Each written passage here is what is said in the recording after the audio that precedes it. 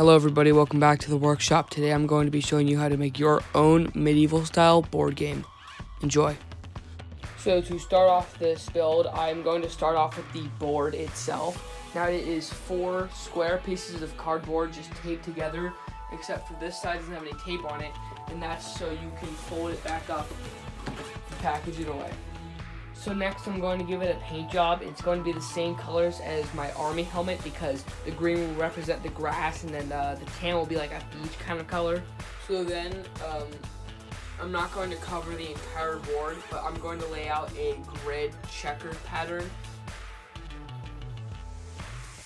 So to make the components of the game, I drew out 4 characters consisting of a knight with a sword and a shield, a cavalry, an archer, and a long swordsman. And then I put that in my printer and copied it, and then I copied it multiple times, creating an entire sheet in which I can cut each individual one out and then put them on a piece of cardboard like that.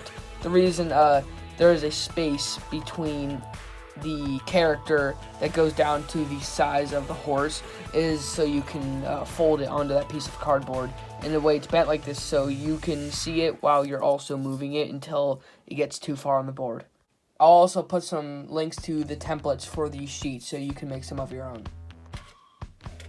So what you're going to do is once you have your little component right here, there is nothing but paper there. So what I'm going to do is cover it in some tape just so none of the drawing comes off, even though it is a printing of it. But it's just to strengthen the component so it's not just paper. You can use any kind of tape as long as it's clear and you want to see the component, or you can draw over some duct tape or something. And then with that little space underneath, I will get a knife and then cut only so slightly underneath the feet. Not so much that the paper will come off, but so much that the paper will bend. Then you get a little square of cardboard that is about the same size as your component's square on the game board. Then whichever way is long ways, you're going to want to glue it about 1/8 of an inch back so it's not completely forward.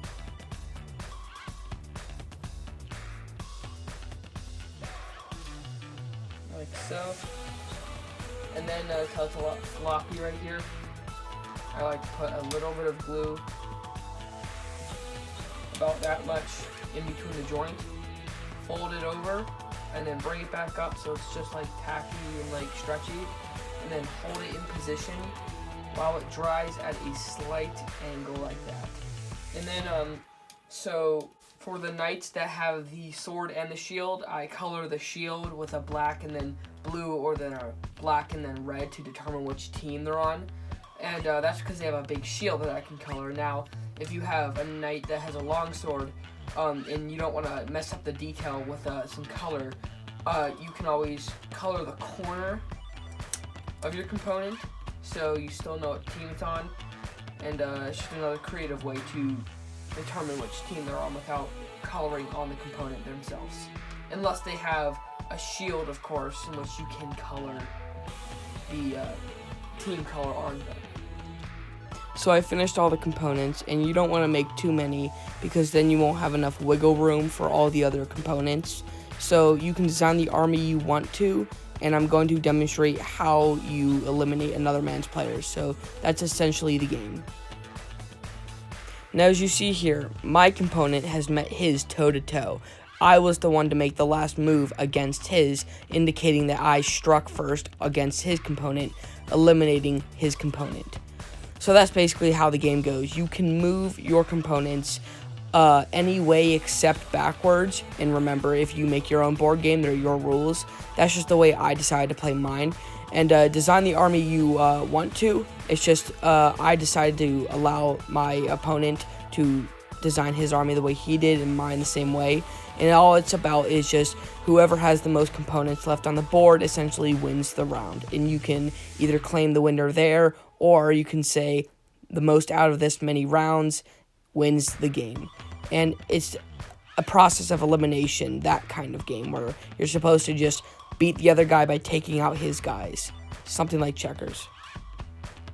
Now, by the way, this piece is the archer Now, they shoot arrows, obviously, and it's your board game when you make it, but for me and my friend, we decided to pick 2 squares is the limit it can shoot. So when you move your component 2 squares away, that move counts as your attack and elimination of your opponent's component.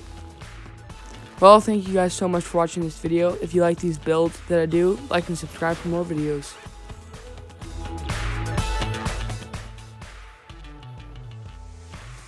That's not an archer, is it? This guy's good. That's not an archer. I'm just figuring that out. That's my move.